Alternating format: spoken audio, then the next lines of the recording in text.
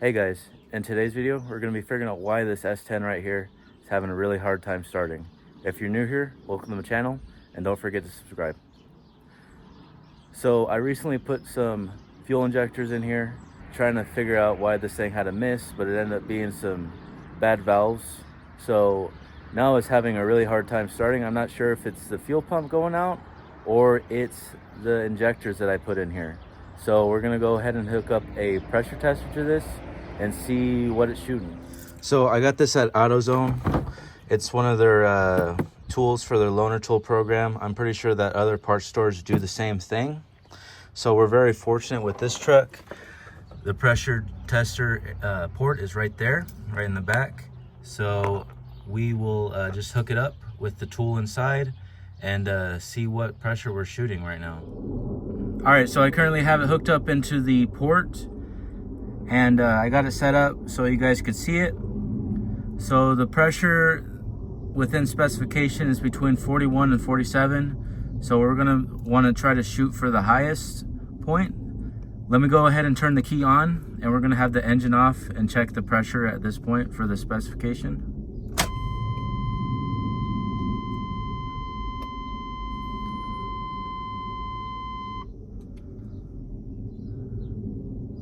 So I'm gonna say that's a pretty weak pump. We should be seeing at least higher than that. So I would assume we'd have to be at least about 50 to be pretty good. I mean 41 and 47, but that's not always kind of accurate. So let's go ahead and crank it and see what it does here.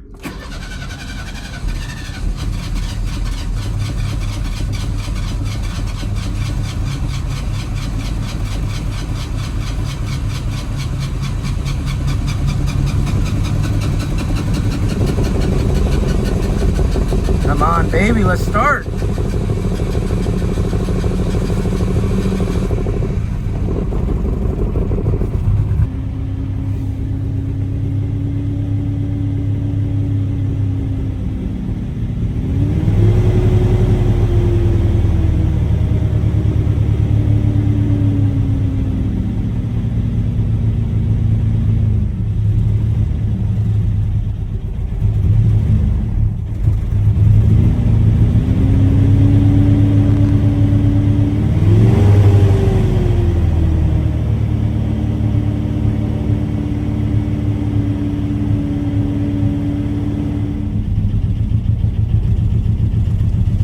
Seems like a mixture from bad fuel pump to fuel injectors, because I'm feathering the throttle while I'm doing this, and it's just, it almost seems like it doesn't want to stay running.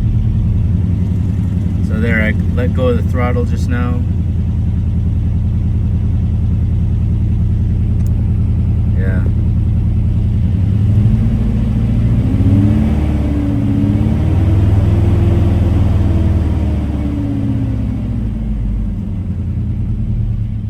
At this point, we're gonna go ahead and remove the fuel pump and see how the pressures change. So let's go ahead and do that. So it looks like there's a total of 8 of them. There's a bolt under there. There's a bolt under there. There's a spot right there, and then at the end right there. Probably somewhere around there. I'll probably angle it better. It looks like they're 15 millimeters. So we'll go ahead and take off all 8, and I'll get back with you. So you're gonna have to remove the rear bumper. So there's a bolt right here, and pretty much right under this leaf spring there's a hole, and you just go up to the bolt. It lines up right there. You could use an extension and use just a 3/8 ratchet.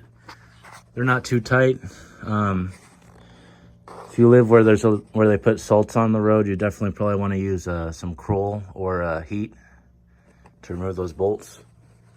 So that should be all 8. So we got the 2 up in the front on each frame rail on the other side, and then just these 2 rear ones. And then we'll get to the removing of the gas cap area. We have to remove a few screws over there, and we'll be able to lift it up.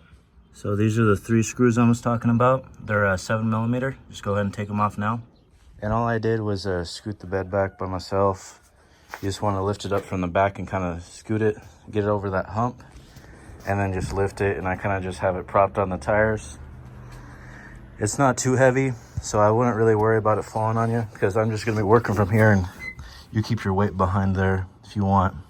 If you're doing it by yourself, so it's not too bad. So we'll go ahead and remove this pump, see how bad it is. So this is the old one. Looks like crap. So I actually kind of rusted right there too. So hopefully that was the issue.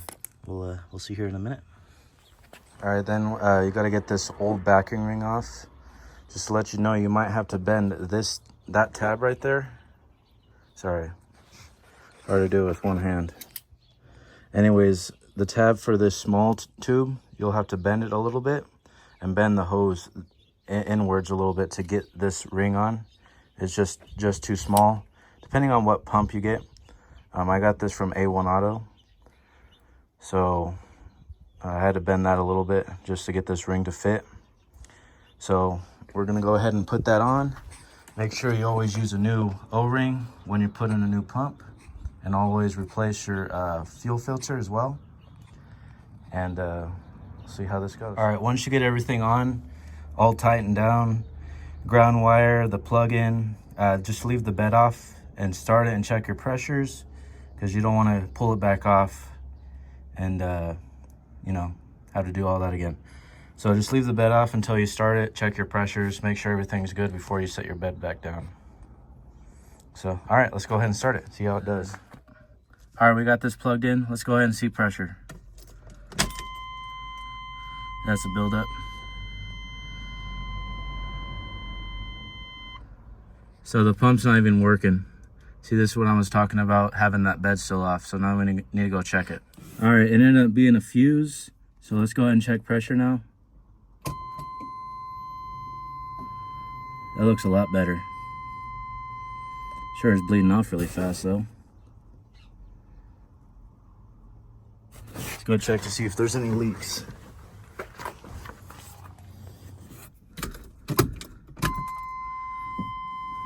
Let's go ahead and start and see what it does. It's a lot better.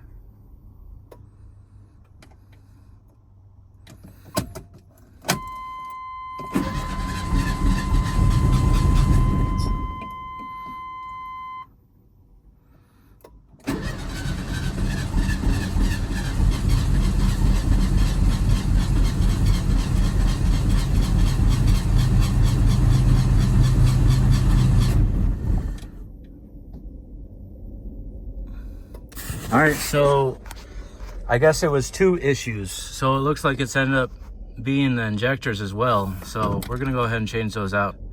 So, but the pump was an issue, because when I was cranking it, it definitely wasn't that high. So we'll go ahead and change out the injectors now. All right, I got all the injectors out. Looks like some of them were squished, and broke the O-ring in there. Or I mean, not O-ring, but the plastic piece. A few of them were jacked up, so. All right, let's go ahead and start it. Just got the new ones in there. Made sure they weren't leaking when I primed it. So, all right, let's see what it does.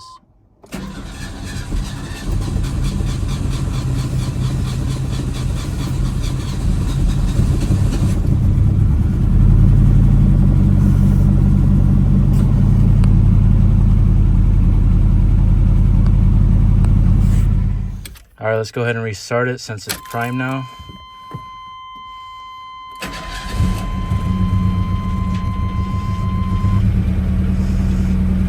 That's a lot better.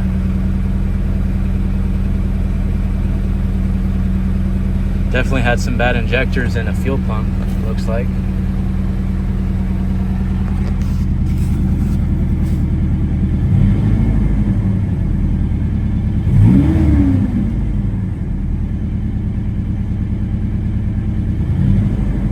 Now when I press the gas, the pressure actually increases now.